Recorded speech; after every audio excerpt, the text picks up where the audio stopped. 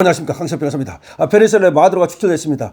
베네수엘라가 해방됐습니다. 이건 여러 가지 의미가 있지만 말이죠. 마약, 이 카르텔, 이걸 꺾는다는 그런 의미도 있지만 더 큰 의미도 두 가지가 더 있죠. 하나는 부정선거 카르텔을 꺾는다는 얘기고, 부정선거 실체를 밝혀낸다는 얘기고, 또 하나는 뭡니까? 중국 공산당의 이 날개를 꺾어버린다는 의미입니다.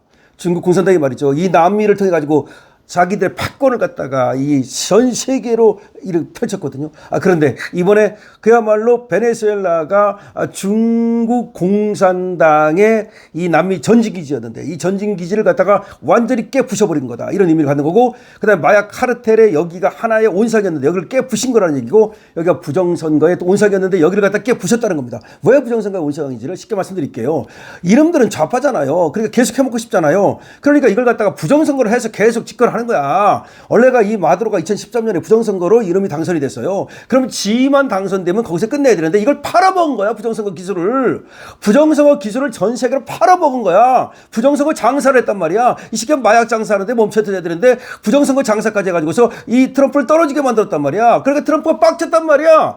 예를 들어서 이 마약 장사만 했으면 트럼프도 저렇게까지 안 했을지도 몰라. 이 시기가 말이야, 마약 장사하는 것도 나 트럼프는 마약 싫어한단 말이야. 트럼프는 자식들이 술도 안 마셔요. 트럼프 자신도 술도 안 마셔. 그러니까 마약을 얼마나 싫어해. 그런데 이 시기가 마약 장사만 하는 게 아니라 거기다 부정선거 장사까지 해갖고 나를 갖다가 2020년 대선에서 떨어뜨리네. 이것 봐라. 더 이상 용서할 수가 없는 거야. 그래서 쳐들어가는 거야. 무슨 뭐 석유 웃기고 있는데, 석유는 지금 미국에 남아들어. 자, 어쨌든 근데 피터 김이라고 아시죠, 여러분? 피터 김이 정말 글을 잘 쓰는데요. 오늘은 특히 전강석화 같은 속도로 말이죠, 이번 사태를 갖다 분석하는 글을 썼는데, 여러분 피터 김의 글을 같이 보시겠습니다. 정말로 말이죠, 이 사태가 어떤 의미를 가지는가를 말이죠, 냉철하게 분석하면서 우리가 신나게 말이죠, 열심히 애국운동합시다. 베네수엘라의 독재자 마두로 정권이 미군의 전격적인 군사작전으로 붕괴했다. 이것은 정권 교체 그 이상을 지닌다. 2020년 미국 대선을 뒤흔들었던 부정의 사슬을 끊어내고 미국의 턱 밑까지 치고 들어온 중국 공산당의 붉은 깃발을 불태워버린 21세기 최대의 지정학적 거사다. 많은 이들이 마두로를 그저 석유로 나라를 말아먹은 무능한 독재자로만 기억한다. 하지만 트럼프 대통령의 시각은 다르다. 그에게 베네수엘라는 미국 민주주의를 유린한 범죄의 발원지이자 중국 패권주의의 전진기지였다. 이번 작전은 철저하게 계산된 복수이자 미래를 위한 대청소다. 트럼프는 결코 2020년을 잊지 않았다. 당시 미국 전역을 휩쓸었던 전자개표 조작 의혹의 중심에는 스마트매틱과 도미니언이라는 시스템이 있었다. 그리고 그 시스템의 태생적 고향이 바로 베네수엘라다. 차베스는 생전에 절대로 선거에서 지지 않는 시스템을 원했다. 그 욕망이 만들어낸 괴물이 바로 스마트매틱이다. 이 시스템은 유권자의 표심을 디지털 데이터로 변환하는 과정에서 얼마든지 보이지 않는 손이 개입할 수 있도록 설계되었다는 의혹을 받아왔다. 마두로는 이 시스템을 물려받아 수차례 부정선거를 자행하며 권력을 연장했고, 이 독재의 기술을 국경을 넘어 미국으로 수출했다. 트럼프 대통령이 마두로 정권을 군사적으로 타격한 첫 번째 이유는 바로 이것이다.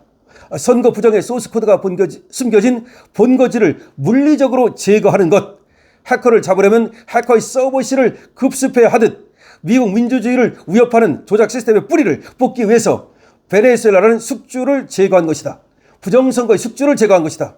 이는 향후 미국 내 선거 시스템 개혁과 사법 처리 과정에서 결정적인 스모킹건을 확보했다는 의미이기도 하다.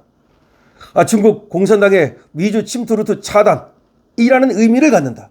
두 번째 핵심 이유는 중국 공산당이다.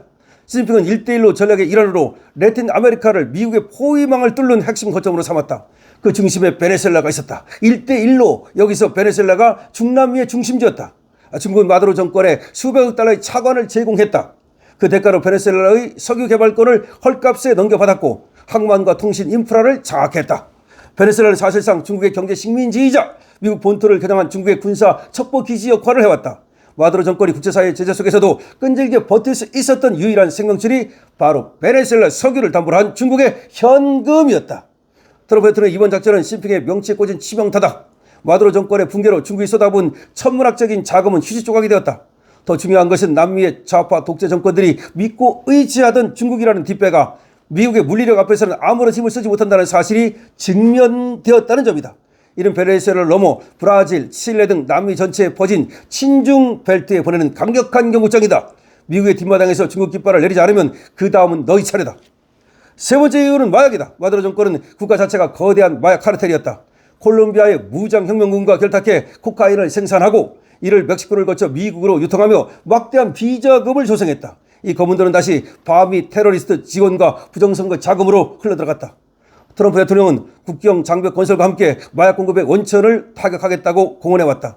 마두로 제거는 미국 사회를 병들게 하는 마약의 주요 공급로를 차단하는 동시에 이와 연계된 글로벌 범죄 조직의 자금줄을 끌어버리는 다목적화되었다. 1980년대 로널드 레이건 대통령은 소련을 악의 제국이라 규정하고 강력한 힘을 바탕으로 한 압박 정책으로 냉전을 승리로 이끌었다. 2020년 오늘 트럼프 대통령은 중국 공산당과 그 하수인들을 21세기 악의 축으로 규정하고 그 행동에 나섰다. 베네수엘라 작전은 그 서막일 뿐이다. 이 역사의 변곡점에서 우리는 무엇을 봐야 하는가? 마두로의 부정선거 시스템과 중국의 자금이 얽히고 설킨 이 구조, 어딘가 익숙하지 않은가? 한국의 정치판, 특히 이재명과 민주당 주변을 맴도는 의혹들과 소름 끼치게 담지 않았는가? 한국의 선거관리 시스템, 선거의 불투명성, 그리고 중국의 댓글 공작 의혹, 베네수엘라의 비극은 남의 나라 이야기가 아니다. 마두로가 무너졌다는 것은 이제 그 부정의 기술을 공유했던 글로벌 부정선거 네트워크가 붕괴되기 시작했다는 신호다. 트럼프 대통령은 행동으로 보여주었다. 부정과 독재 그리고 공산 전체주의와는 타협하지 않겠다는 것을. 이제 한국의 보수도 확실한 노선을 정해야 한다. 중국의 눈치를 보며 기회주의 처시를 하는 자들은 설 자리가 없을 것이다. 마두로의 치호를 보라. 미국 민주주의를 건드리고 중국 등에 업혀 자국민을 유린한 자의 말로가 어떠한지. 자유대한민국은 트럼프 대통령의 신자유주의 연대에 적극 동참해야 한다. 베네수엘라에서 시작된 정화의 바람이 태평양을 건너서 한반도의 부정부패 세력까지 쓸어버리기를 기대한다.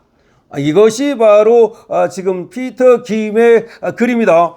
자, 피터 김은 세 가지로 얘기했습니다. 자, 트럼프는 왜 이 마두로를 쳤을까요? 첫 번째, 이 시기가 말이야.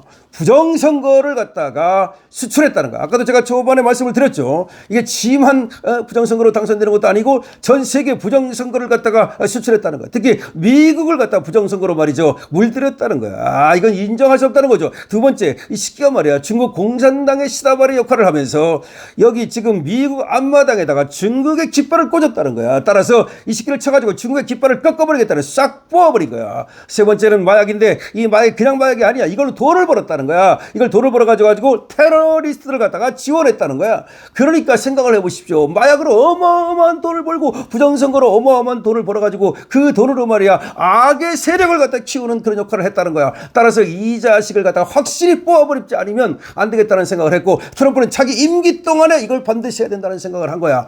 그래서 이번에 말이죠, 그냥 이 마두로를 갖다가 완전히 제거한 것인데, 사실은 그냥 사살해서도 되는데 사살을 안 한 이유가 뭘까? 왜 살려줬을까?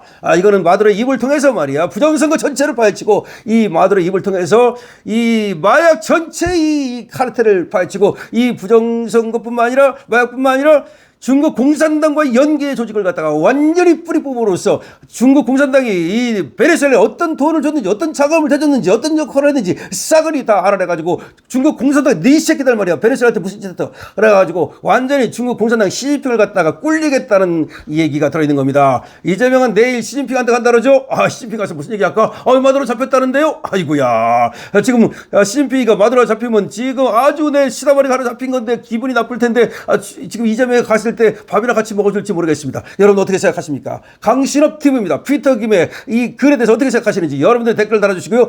정말로 대단하다, 좋은 글이다라면 220원 주시고요. 강신업 얘기를 들으면 쏙쏙 이해가 간다라면 222원을 주시기 바랍니다. 강신업 TV 쇼핑몰이 있습니다. 여러분 이렇게 기분 좋을 때 말이죠, 강신업 TV 쇼핑몰에 들어가서 많이 좀 여러분들 애국 보수 기업들입니다. 많이 이용해 주시죠. 여러분들이 필요한 거 사시면 됩니다. 여기 쇼핑몰에 들어가면 여러분 알부민 여러분들 이제 선보이고 있고요. 여기서 바로 동국 혈통파인 선보이고 있는 거 아닙니까? 쇼핑몰에 오늘 들어가 보시죠. 기분 좋을 때 말이죠. 여러분들 한번 강신업 TV에서 선보이는 애국 보수 기업을 갖다가 한번 내가 정말 애국 보수 기업 함께 하겠다. 강신업 TV와 함께 하겠다. 강신업 TV와 함께 하십시다. 강신업 TV입니다.